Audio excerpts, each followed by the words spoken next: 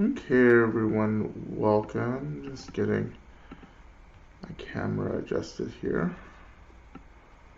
Okay, all right, everyone, welcome to our Medicine Buddha practice. We're gonna just wait just a couple of seconds to let folks come into the room. As you come into the room, feel free to introduce yourself, where you're practicing, and prayer requests, any prayer requests that you have. I have a few myself. So I'm pulling those up. Um, yep, so welcome everyone. Just a reminder too that this is our last practice for this month because I will be on a retreat for this month in a couple of days. So, but we have, how many sessions? We have 28 sessions to go through.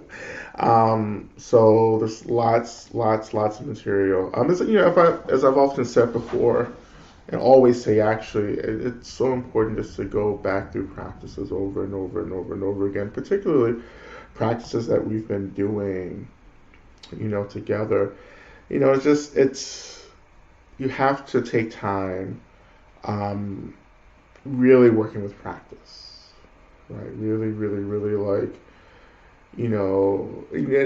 I'll just say this in my experience, like I've just, had to develop this practice of just doing it over and over and over and over and over again.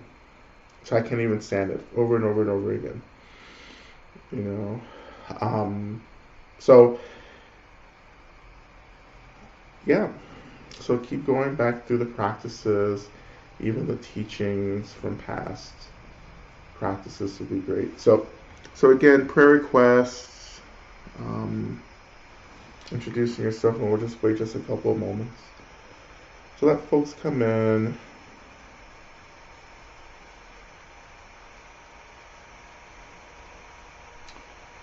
And any questions, we'll have time for questions tonight, and you can put those questions in the ask a question box. Ask a question.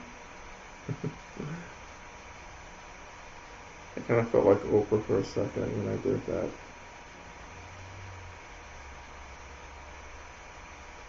Okay.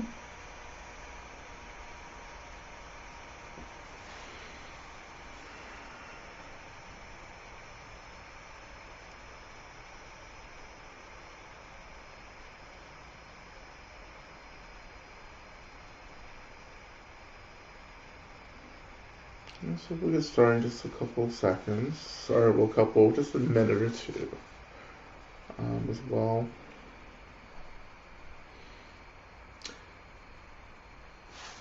Yeah, this has been really, really tough couple of weeks for a lot of us, including myself.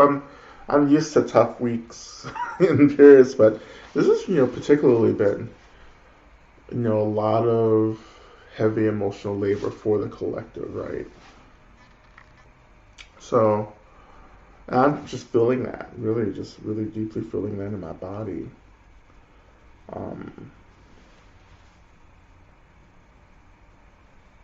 the exhaustion. Often, I talk about the labor that we do in from different kinds of embodiments of who we are, like our mental body, our physical body, our emotional body, the collective body, right? And when we're doing kind of emotional labor from these different expressions of who we are, it's exhausting. Our physical body, it's really supports all of these bodies, right? Because the physical body links us to this physical world, to the physical realm, you know. Um, and in a way, it's easy to do things through the physical body, but and it's really wonderful in certain times to have a body, and other times not so much, right? Um, but the body really keeps holds the record, keeps the score, right? The body keeps the score. That's what Vanderkolk, right? Um, of the labor that we're doing. You can feel that. So I feel that. I feel that exhaustion. Some of you may feel that physical exhaustion as well. Moving through this week, and that's emotional labor. Some of it is emotional labor. Other, of course, other kinds of exhaustions is it's really about us being in a body in the world with all of the struggles that we go through and the physical, as well. I was thinking earlier today, I'm preparing this kind of series of social media things for while I'm away. Like questions. If you follow me on Instagram, we just posted questions. Like you can ask me a question, right? So I'm gonna work on those tonight, and just people just asking questions. I'm gonna answer them in short videos, and we'll just kind of, post them throughout the, a couple of weeks down the way. But one of them is about the body. It's about moving to the physical realm. I don't know how many of you were able to join me last Thursday for our talk on ancestor practice. But I talked about, when we're transitioning from the physical into the spirit world or the bardo, it becomes harder for us to do certain things. And that's hard. It becomes harder for us to do things like change and grow and evolve because we've let go of the physical body and we're purely mental energy bodies. And if you've not done the work of training the mind and the physical body, once you get into the spirit world of bardo, when you're just purely a thought, or energy, it's really intense. It's really intense because the body can ground thoughts. Like for instance, I sit here and I think about, I don't know what I'm thinking about. What am I thinking about? Like thinking about being in another country, for instance. So I can say, oh, I want to be in France, but I'm not going to end up in France, right? When I think that, I'm not going to magically teleport to France because this body, right? Unless you're like a very, very, very, very powerful, magic person, but I'm not going to end up there by thinking about it. But in the bardo, the spirit world, a thought becomes reality. So if a thought arises about France, I'm in France, right?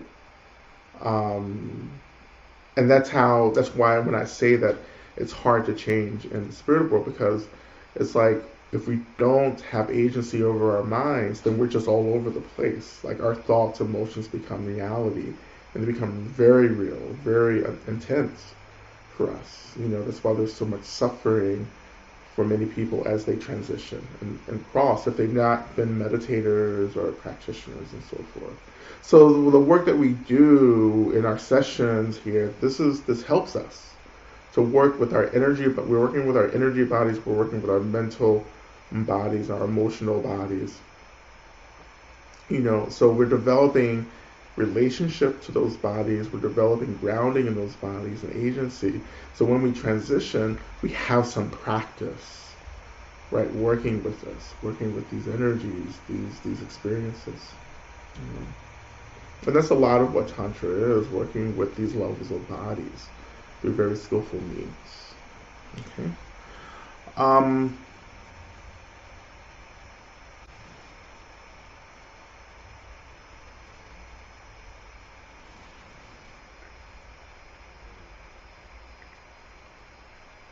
All right.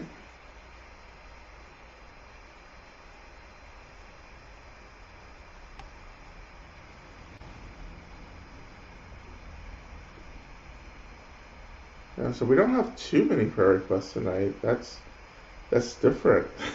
um, but I do have some here as well that we'll offer too. Okay. I see some questions coming in to the chat box as well, which is wonderful. But I'm going to get started pretty soon with our practice.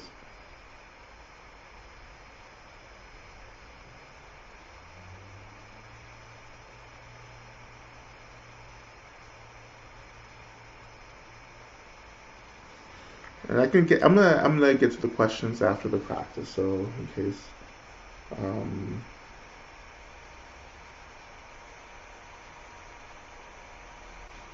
just a moment. And I will say, I did see a question about magic. Yeah, and this is, I mean, Tantra. I don't know. I don't know. From my study and my practice and exploration, I understand Tantra as also magic, as an expression of magic. When we bring in um, bodhicitta, bodhicitta meaning um, this wish for people to be free, but it's actually bodhicitta is the conscious orientation of everything in our lives for the benefit of all beings. Um, when we're doing that, like when we have that intention, that aspiration, then the practice of magic becomes quite liberating. Because it's not a selfless, sorry, it's not a selfish thing. It's a thing that we're doing to free all beings. Because when magic doesn't have that altruism or that kind of selflessness and it becomes very selfish, then it can become dangerous. And it costs. Magic, I don't want to get too deep into this, but just there's a karmic toll when you're practicing magic. Everything costs, right? When we're dealing with anything in the spiritual realm and the metaphysical and the paraphysical, whatever you want to call it, there's a cost to this. This is always balance. It has to be maintained, right? And sometimes the cost, depending on the tradition of magic or practice, that cost could be quite steep for us. I would say in Buddha Dharmic traditions and Buddhist traditions, including Tantra, and even like what we would say Hindu traditions as well. I would say that bodhicitta is, I don't know, the rent that we pay, the price that we're paying for the work. Um, every Buddhist tradition, and of course I'm more familiar with Vajrayana Tibetan Tantric practice, right? But yeah, every practice is about we're dedicating the merit, right? We're taking refuge. Those are key elements here. You know, and directing the benefit of the practice. You know, there's a practice called mandala, a practice which one day I would love to teach a version of it. And I think next year is when I'll start teaching some of the super orthodox practices, and just kind of reimagining them for us. But in this very basic practice in the Tantric Vajrayana tradition, this mandala is an offering practice, it's a practice of generosity. And it's a gorgeous practice. It's just you visualizing over and over again, just giving away, giving away everything. All the you know, the wealth, just wealth and pleasant things and beautiful things and pleasant smelling things and water and just like everything that feels good and is pleasant or things that we're really attached to. It's just offering that generously and abundantly and overwhelmingly to beings. And I love it. I love that feeling of just generosity, of just opening and giving the best and most of everything to all beings. There are beings who need it. Who need that energy, who need that generosity. So, in any case, we're gonna get started in just a moment.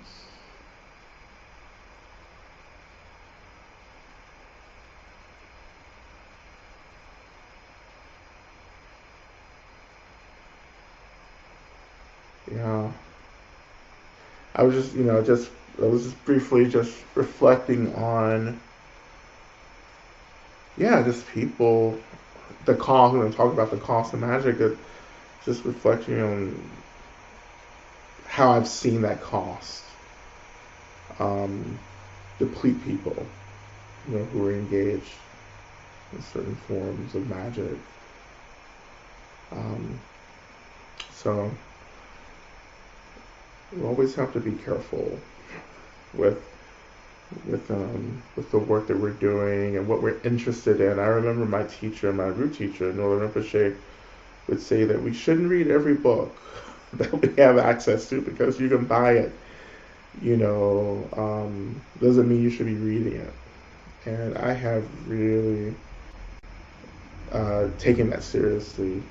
Not everything is for me. Not everything is for me, um, or for my benefit.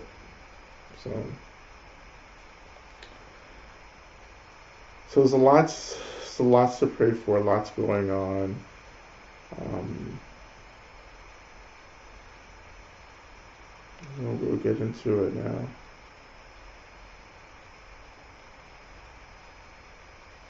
All right. So let's start. Let's begin our practice.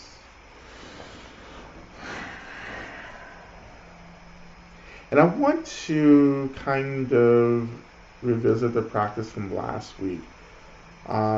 It's just something really about the earth. Today is our, what is it? What moon is it? It is the new moon today. No, it's not new moon. It's, what moon is it tonight? I forget. It's not, harvest moon is the 22nd. Today is the something moon. Anywho, it doesn't matter. Today is a special moon, and that's also going to impact our practice. But this is like a Virgo moon. It's new moon. It's new moon in Virgo. Thank you, Sister Sadada. Actually, Sister Sadada is the only reason I knew it was a moon today. Yeah, new moon in Virgo. So it's Virgo season. I'm a Virgo. My birthday's tomorrow. You can wish me happy birthday. And so this is a time of, just romance, love, creativity for those of us who are Virgos, letting go of old stuff, moving into something new, new relationships.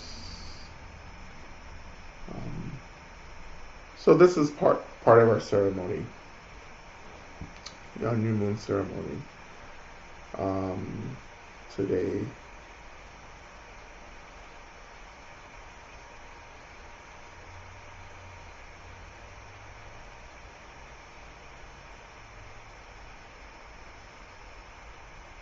So we'll begin. So as always, allow yourself to come into a position that feels appropriate for you for practice. I'm going to get a little more settled myself.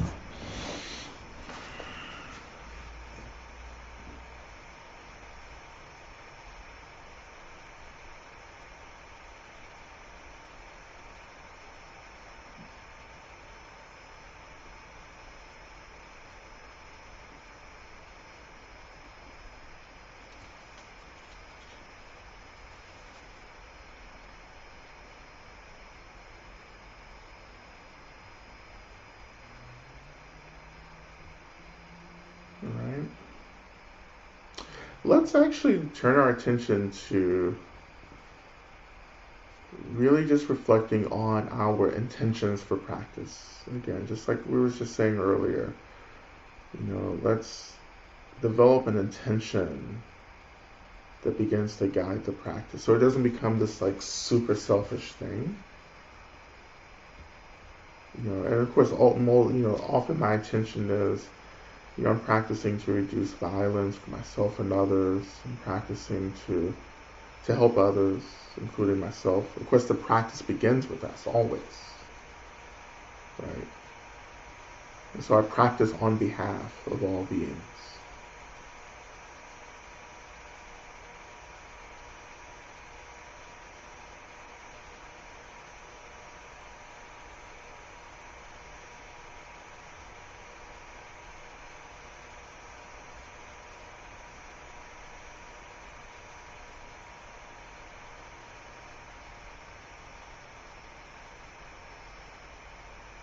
And let's move to just reflecting on how whatever benefit arises for us in our practice, that is instantly dedicated to all beings.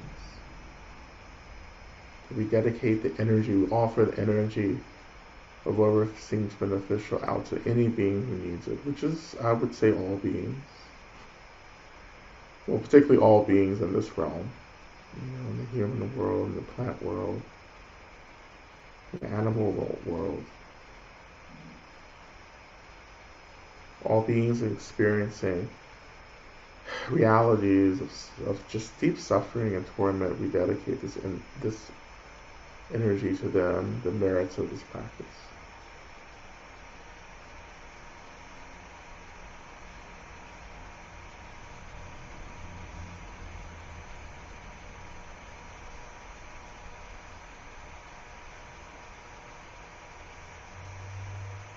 I want to now transition to just our first mantra, Om Minla Sangye Ki no Soha, which again means Medicine Buddha, please think of us. And of course, we can retranslate the Tibetan word kino, which is to think, into a word that's more appropriate for us. So tonight, I think for me, as I chant this, I'm thinking, Medicine Buddha, please heal me, please heal all beings in the world. That's our magical incantation. And often, we can describe mantras as incantations, spells.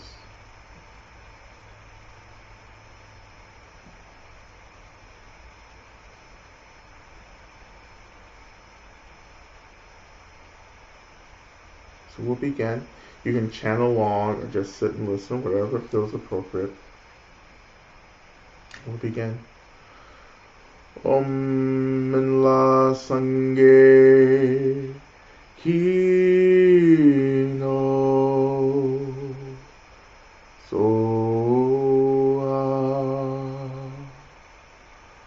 Om Minla Sangye Ki no Soha.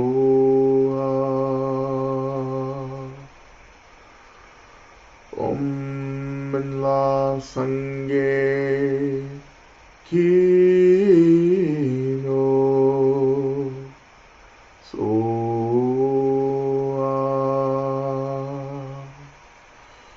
Om Minla Sangye Ki no Soha.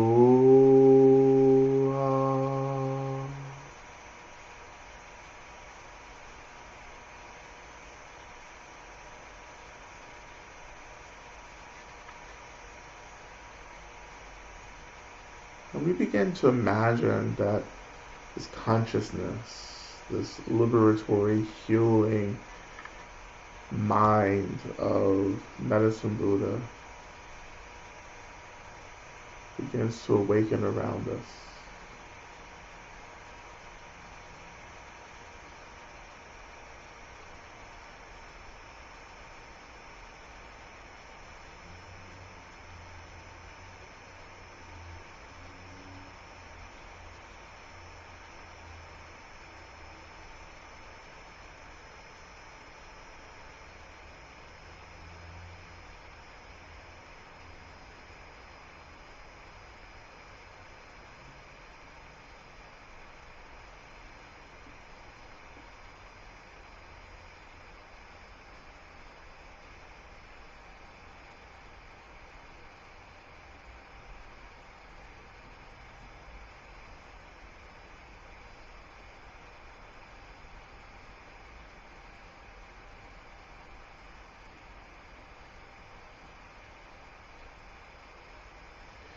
And along with this awakening consciousness of Medicine Buddha, I encourage you, invite you to begin to imagine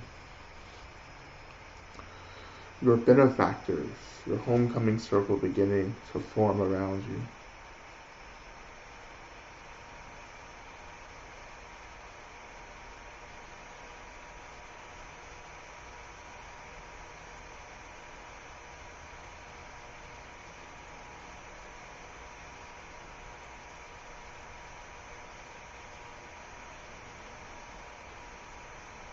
just whomever or whatever of those benefactors you want to connect to, just allowing them to gather around you.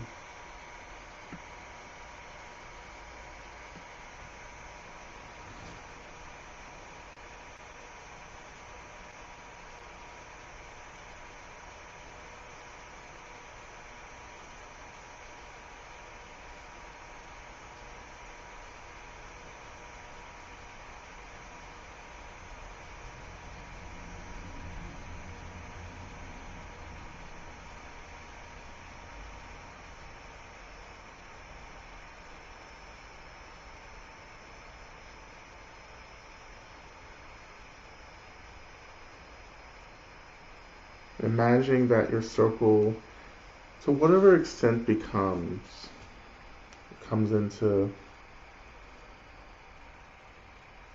an experience for you.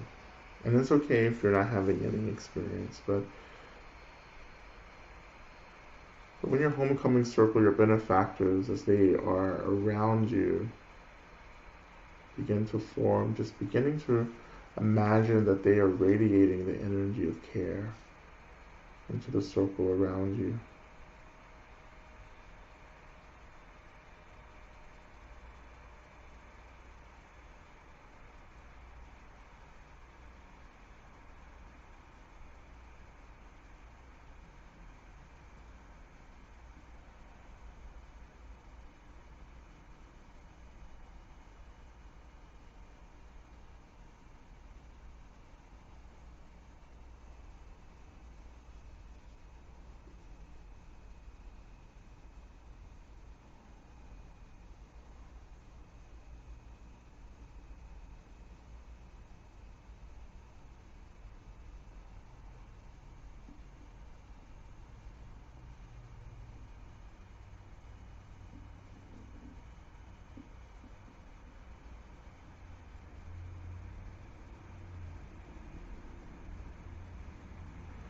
Slowly, that energy of care begins to sink into the body, saturate into the body slowly, bit by bit, sinking, being absorbed by the skin, the muscle and bones and organs, tissue, into the cells.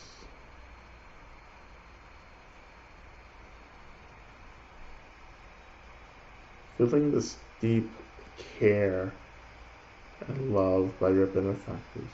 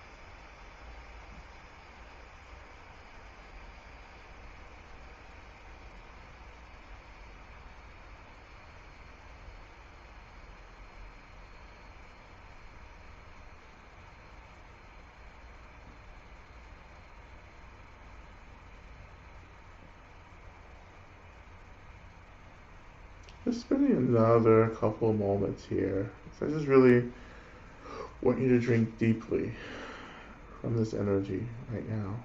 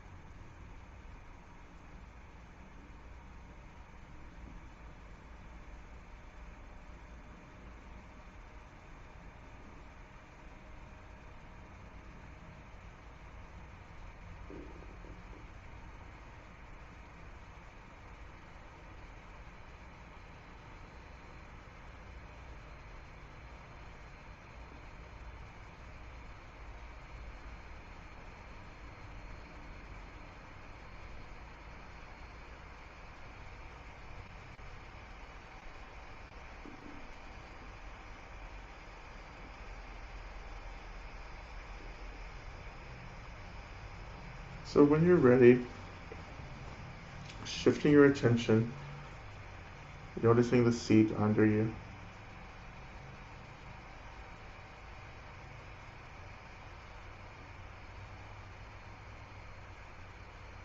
Noticing the weight of the body making contact with the seat, that sensation. Grounding, that anchoring.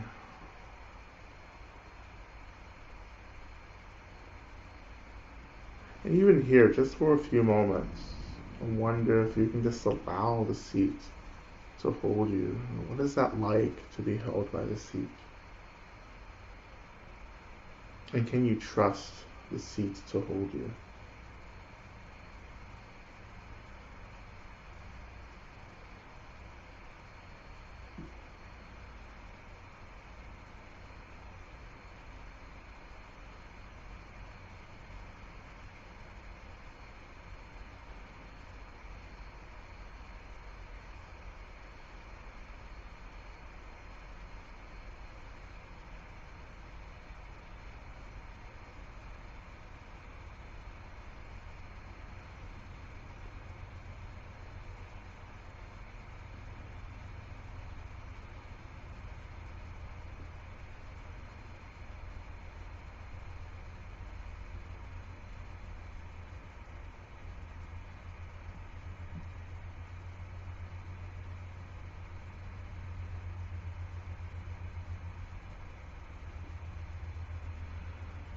When you're ready, I invite you to shift your attention down into the earth. So again, your attention is touching into the energetic expression of the earth.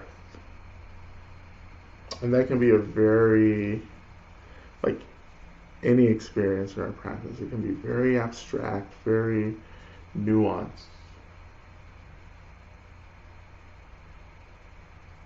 But for me, it's just allowing the attention to kind of drop down through the body until I hit, or until I come into or land in the earth, which is just like you're imagining, right? In a way, you're just imagining this, but the power of imagination in our practice is quite powerful here.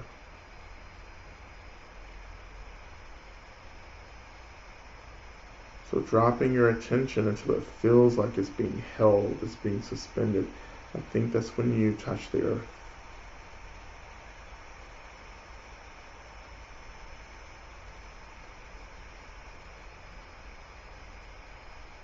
And allowing your attention to be held by the earth at this point.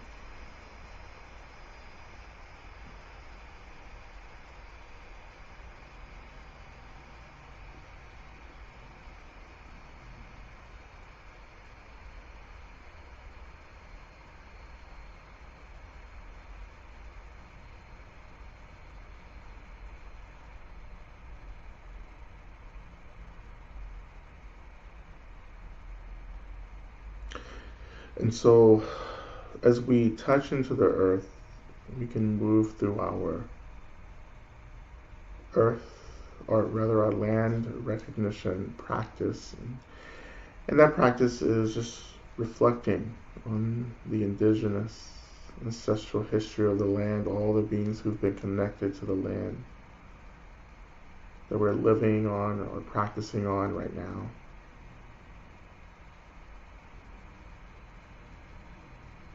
Reflecting on how the land is conscious, right? It has history, it's living.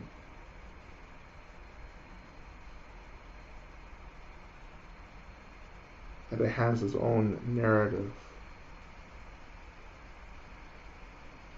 And as we use our attention to touch into the earth, we're allowing the earth to touch us back. As we're being touched, it is communicating these narratives.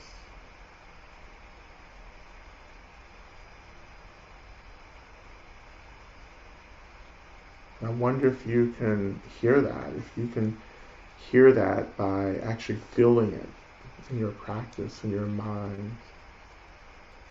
The history, the narrative, the language of the land, the earth.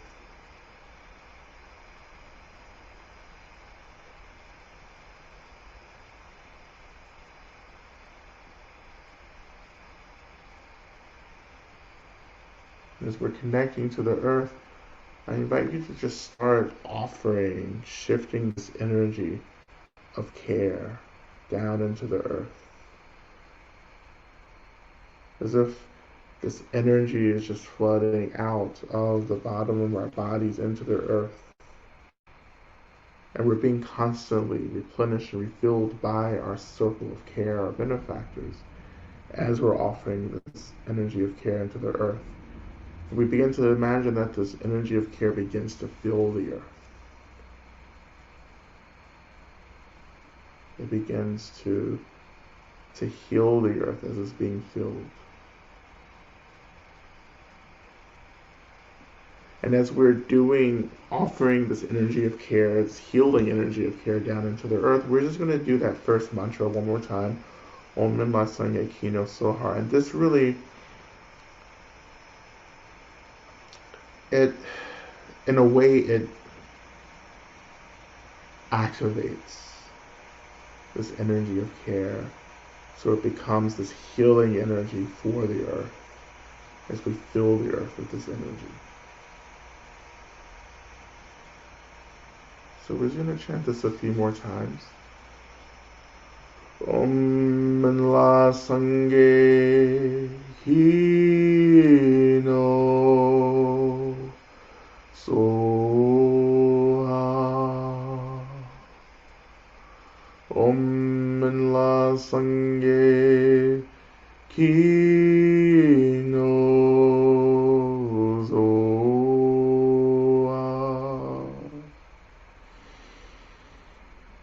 Om La Sangye Hino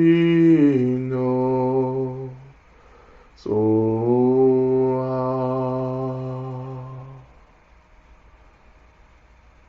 Om La Sangye Hino Soha.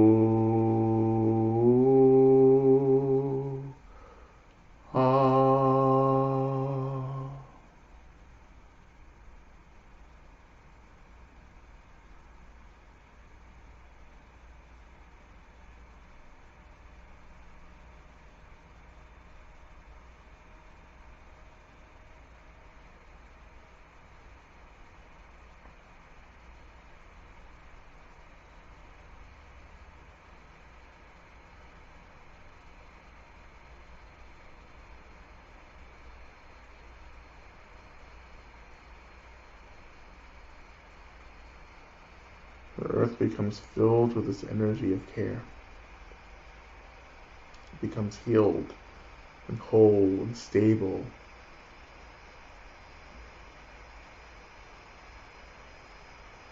And turning our attention down to the base of our spine. Imagining that we're breathing in and out of the spine. If you can't be with the breath tonight, it's fine. You don't have to do this visualization. But just bringing your attention to the base of the spine is helpful. But if you're able to work with the breath, imagine breathing in and out at the base of the spine. So this is essentially our root chakra that we're breathing in and out of.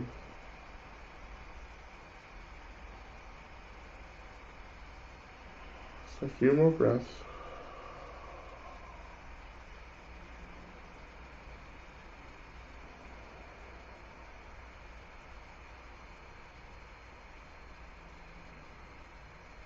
And now, beginning to imagine that we're inhaling the energy of the earth, this energy of stability, foundation, into the root chakra. So we're inhaling into the root chakra from the earth, pulling that energy into the root chakra.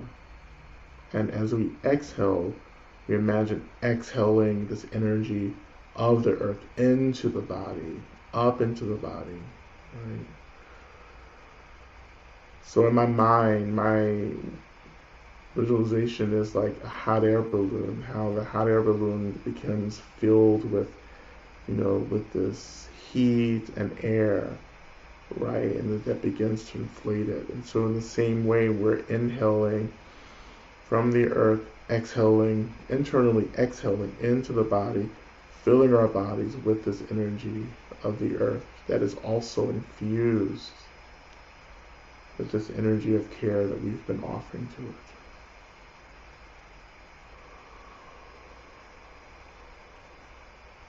So imagining that internal exhale of earth energy it goes throughout the whole body. And if you're not working with the breath, just imagine that your body is just filling with the energy of the earth right now.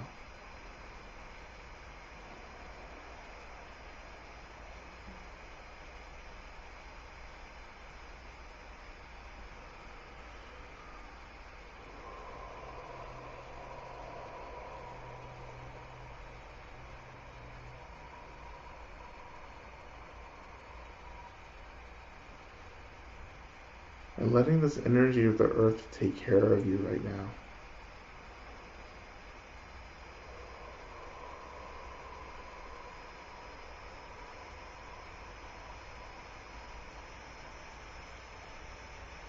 And as we move through this kind of internal exhale, we're going to move and transition into our mantra, our first part of our mantra practice before we begin to offer our prayer request for this session.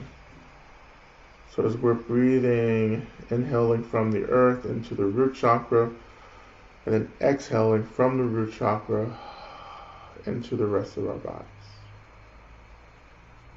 Feeling that energy of care, stability, groundedness, filling our bodies. And then we slowly begin to transition into our mantra practice. Teacha bekense ma bekense rasa sumu kate soha. O teacha bekense ma bekense rasa sumu kate soha.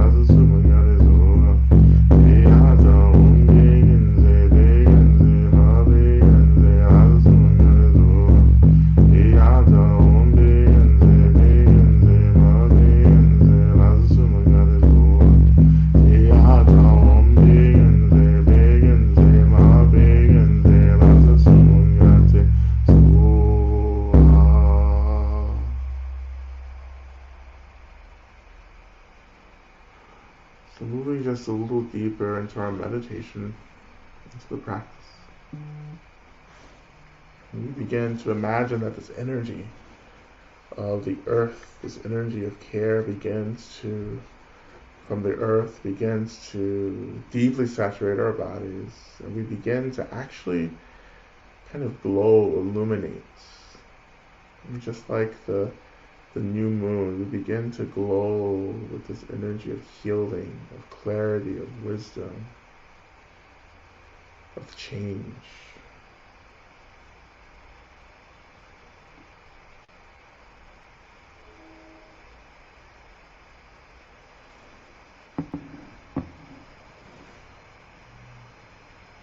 And just like a star, like Tara, Mother Tara herself, we begin to radiate this energy of healing, liberatory, clear energy into the world, to balance the world, to calm fires, to soothe storms, to eradicate disease, to comfort, to heal, to settle and to ground. We want to direct this energy also, especially into all the prayer requests that we've offered. As we offer our prayer requests, I even call into our practice all the Buddhas, the Bodhisattvas, the Dharma protectors, all spirits, guides, deities, particularly those beings who are here to help, to liberate, to guide us towards freedom. We offer these prayers to you, that you may act on these prayers to bring about our deep wishes for the healing and liberation of those who are dear to us and all beings. I begin by offering prayers for my uncle Daniel, who's in the hospital having tests, and for his wife, my aunts, that she gets the support and care that she needs in her caretaking. I offer prayers for my friend John Renish, that he continues to be supported and guided in the bardo and the spirit world. I offer prayers for Mike and for Sammy and for Leah and for all of us who are struggling to be well. And I offer prayers for my safe journey and travel to retreat in a couple of days, and my safe return back.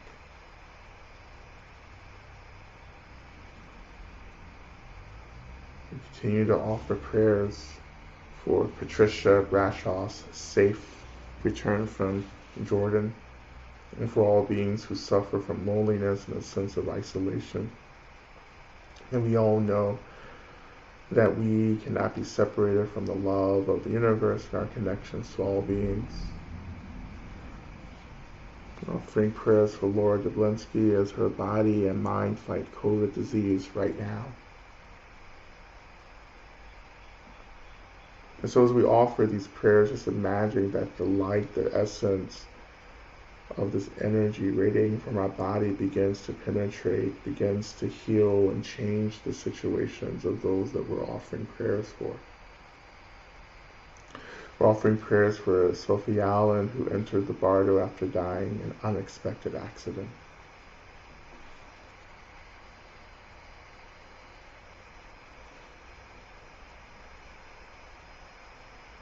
We're offering prayers for me as I travel to take retreat, and in my time and ceremony be healing, protected, surrounded by love. Prayers for the human hearts that are breaking and the minds that are confused, disembodied, and lost in darkness at this time. Prayers for all of our relations for continued connection, clarity, and love. We continue to offer prayers for New Orleans and all impacted by the hurricane. Offering prayers for all women whose agency over their bodies is under assault. We're offering prayers for a sweet Rosh Hashanah. May we repair the world.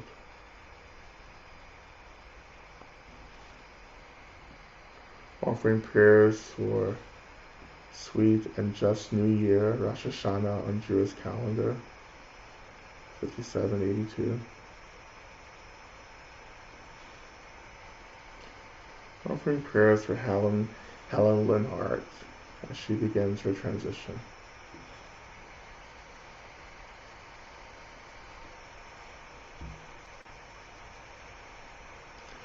Prayers to stay with the resistance I am feeling and allowing it to guide me. Offering prayers for the protection of all of our young people and their families navigating schools again. For Lucia, for Nyla, for Stephanie, Jennifer, and the land of our campus. Prayers for Lama Rod for a deeply healing retreat and wonder-filled year ahead. Prayers for those who died on 9/11 and everyone around the world affected by that day. Offering prayers for the beings and forest communities experiencing radical shifts, suffering because of climate change. And prayers for IT. Prayer requests for help in creating boundaries and patience, and prayers to find actions helping with climate change. Offering prayers for John R. and Doug B. for safe transition in the Bardo.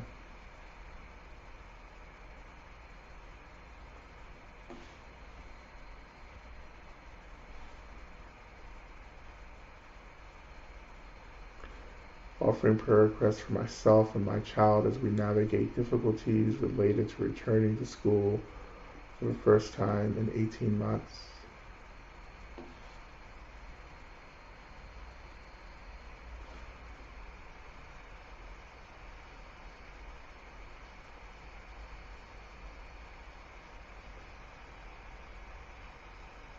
Offering prayers for me and all teachers, a special intention like for family grieving the loss of their father this week.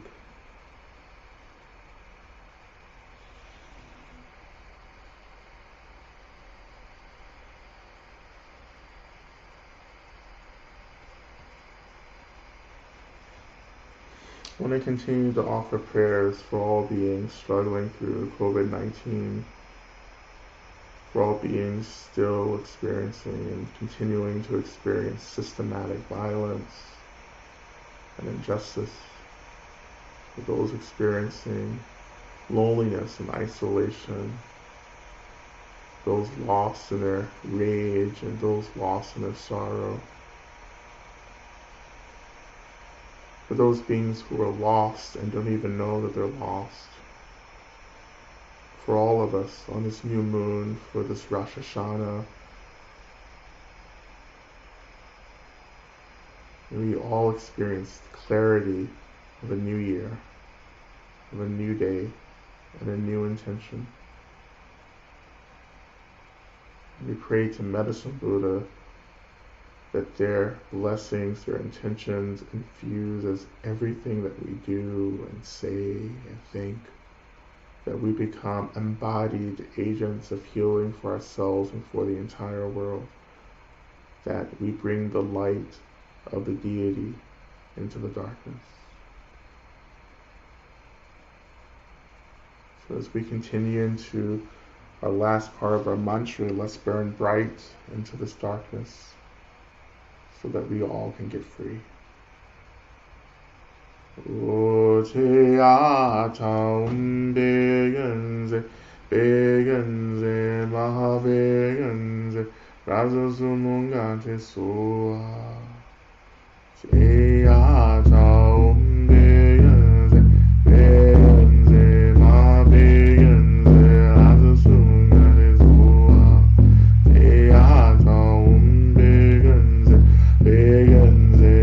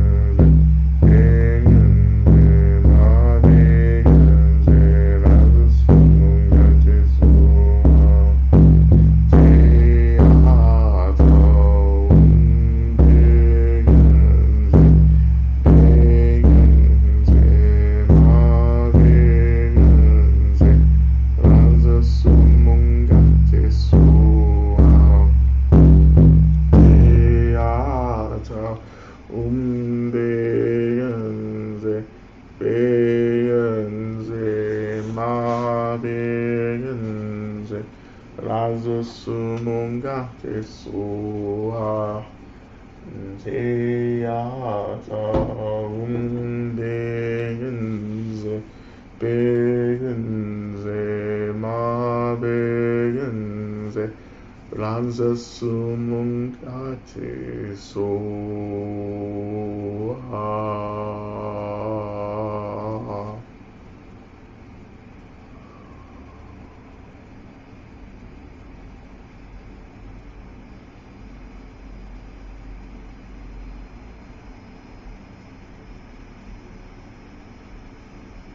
Begin to imagine that we begin to burn or shine or radiate even brighter until slowly we start becoming and being absorbed into the light itself. And that our bodies dissolve into light and we become light.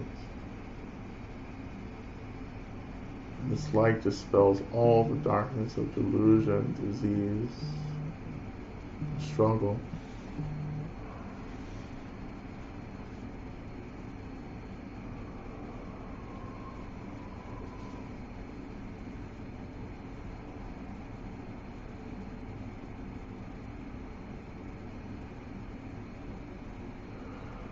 We become the light that we most need right now.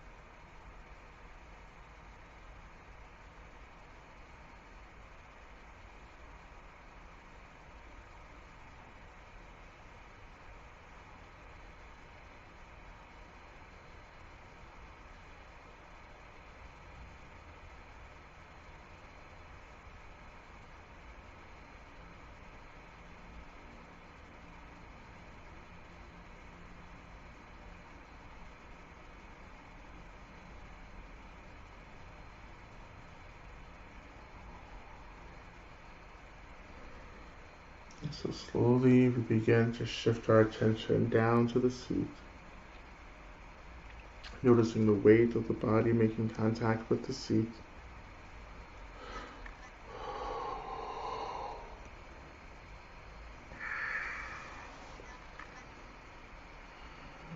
So allowing ourselves, our minds and our attention to come back into this moment, this timeline.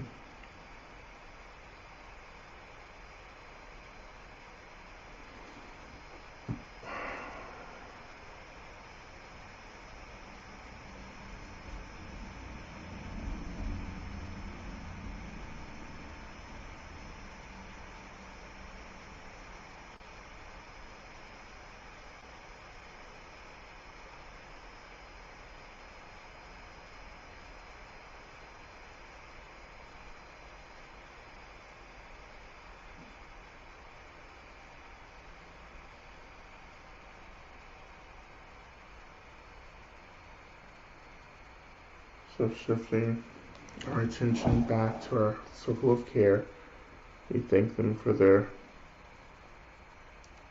care, their holding us. We begin to imagine that they dissolve into white light, and that white light is dissolved into our heart centers.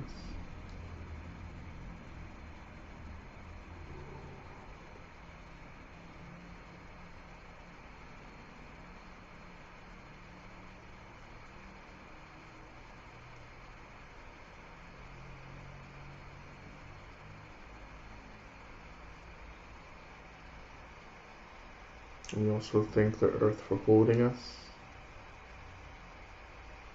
as well during this practice.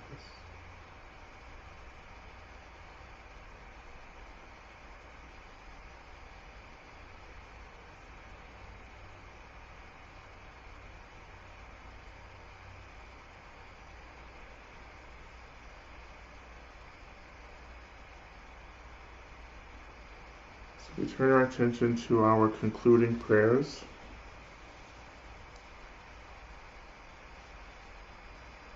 Shantideva's prayer. And we'll recite this together 3 times. May I be a protector to those without protection, a leader for those who journey, and a boat, a bridge, a passage for those desiring the further shore.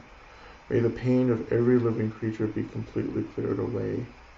May I be the doctor and the medicine, and may I be the nurse for all sick beings in the world until everyone is healed. Just like space, and the great elements such as earth, may I always support the life of all the boundless creatures. And, until they pass away from pain, may I also be the source of life for all the realms of varied beings that reach into the ends of space. May I be a protector to those without protection, a leader for those who journey, and a boat, a bridge, a passage for those desiring the further shore. May the pain of every living creature be completely cleared away. May I be the doctor and the medicine, and may I be the nurse for all the sick beings in the world until everyone is healed. Just like space and the great elements such as earth, may I always support the life of all the boundless creatures. And until they pass away from pain, may I also be the source of life for all the realms of varied beings that reach into the ends of space. And lastly, may I be a protector to those without protection, a leader for those who journey, and a boat, a bridge, a passage for those desiring the further shore. May the pain of every living creature be completely cleared away. May I be the doctor and the medicine, and may I be the nurse for all sick beings in the world until everyone is healed. Just like space and the great elements such as earth, may I always support the life of all the boundless creatures. And until they pass away from pain, may I also be the source of life for all the realms of varied beings that reach into the ends of space.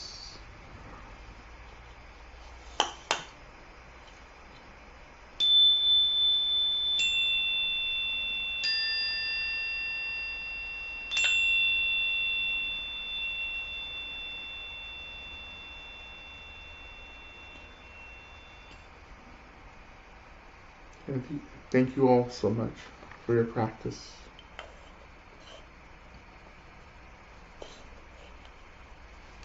I'm just gonna turn my attention to these 4 questions here. I'm trying to go through them.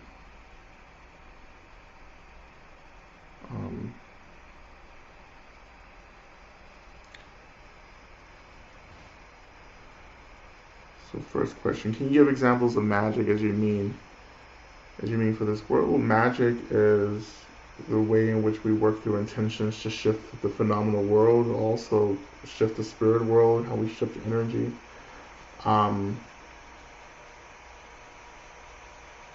We make things happen.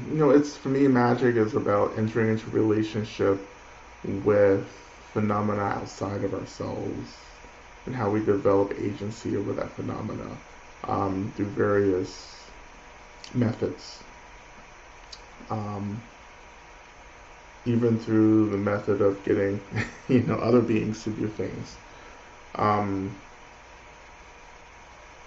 so that's how I understand magic in that way. Okay. Um, so next question. Once I brought up grief in a question to a white Buddhist teacher, and he was totally avoidant on the topic, so I got a long answer on everything but that. So question, should you not assume that even seemingly wise Buddhist teachers are adept at talking about death and grief and can be as avoidant on those subjects as many in society in general? How can this be? I would just say that, well, you would say grief, you would think that death and dying and grief would be something basic, but a lot of Dharma teachers haven't done a lot of the personal work that you think they've done. So, and I have a few, right now that come to mind, um, that I really kind of struggle. Well, I don't struggle. I don't have conflict or anything with these teachers, but I just struggle with the idea that people take the teacher seat without having done really basic work for themselves. But Dharma can be used to bypass as well. So we can definitely bypass death and grief. Um, with whiteness is hard.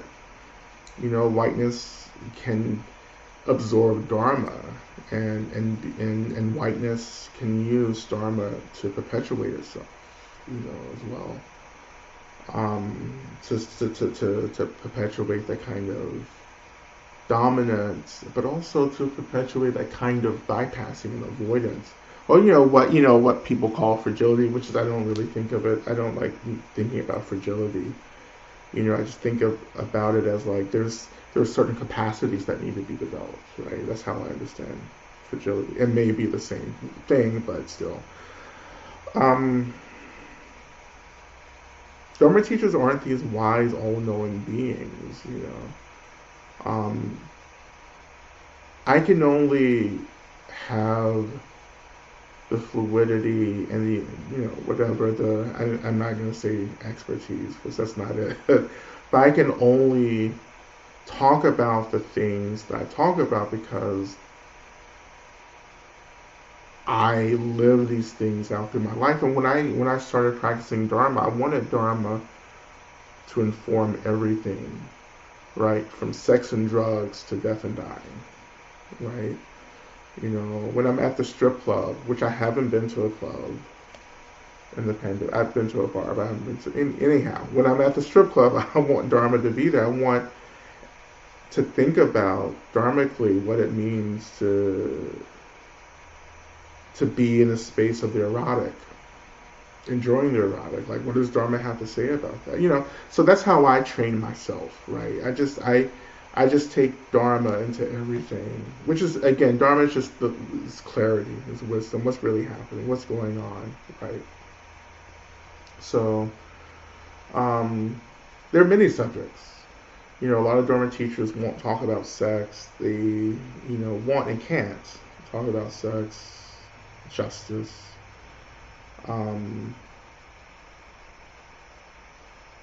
A lot of teachers like, well, this is what the Buddha said, but the Buddha, isn't living in a pandemic. The Buddha isn't living in, racial injustice. The Buddha isn't living in, economic unrest or climate change. The Buddha just, the Buddha didn't have an iPhone.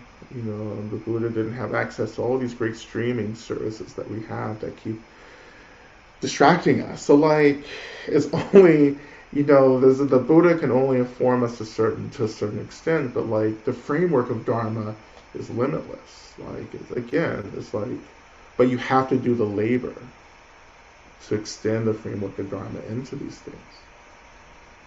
So, anywho, this next question, I've been diving into traditional Italian magic practices. And I haven't actually done that. I haven't really studied Italian magic. Deity saint connections. That's a strong. Saints are a very strong source of magic. I feel in my ancestors a lot. I feel in my ancestors a lot who have used this magic to hurt others through curses and such. That reminds me of the Golden Girls and Sophia Petrillo, who was always trying to curse everyone. So sorry for making that connection. Anywho, I feel that the Bodhisattva path is being actively discouraged, misunderstood by some ancestors. Oh.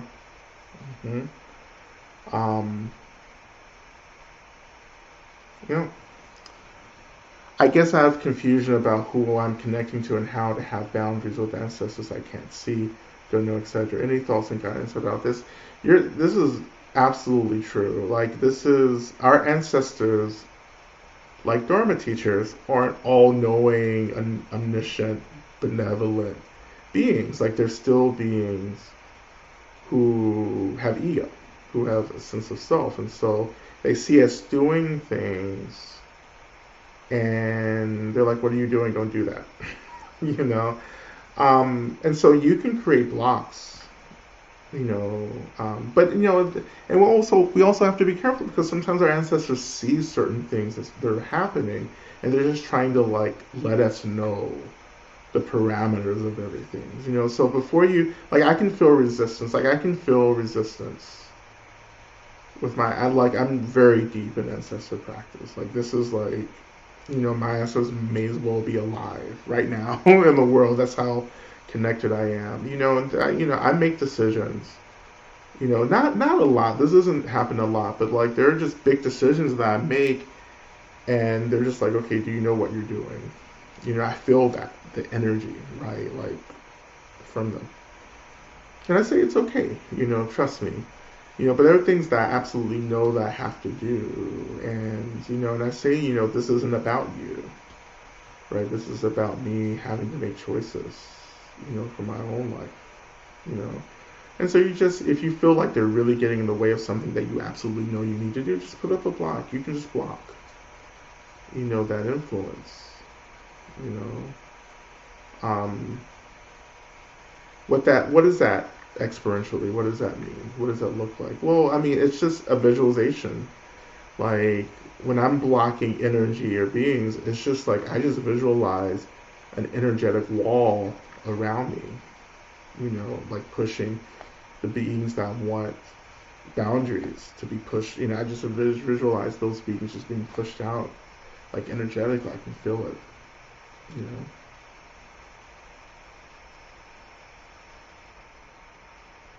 So I hope that's helpful.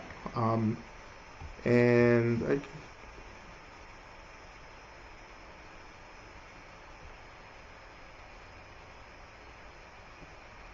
okay, that's it. So thank you, everyone, for your practice today. Again, we will be practicing. We won't meet again until October. Yeah, October. So the first Monday in October, we will be together again. Until then, I will be on retreat, but also until then, we have 28 sessions that you can go back and revisit as well. And so I want to thank everyone for your practice, and please continue to take care of yourself. Please continue just to just grieve. You're grieving through your mourning for yourself, for the world. This is a time of mourning. Mourning helps us. The mourning helps us to let things go, and so we can move forward. And I think this is what the new moon is about today. It's just like letting go. But you have to do the grieving in order to really let things go, right? And we turn around and we face into the future. But always know that you have more resources than you realize, and that you can call in the resources that you need in order to do the work. that the world is calling us to do. It's tough times. It may get tougher, but we have what we need to move through this period. Okay, so thank you, everyone. Please be well. I'll be praying for everyone while I am away. Okay, thank you so much.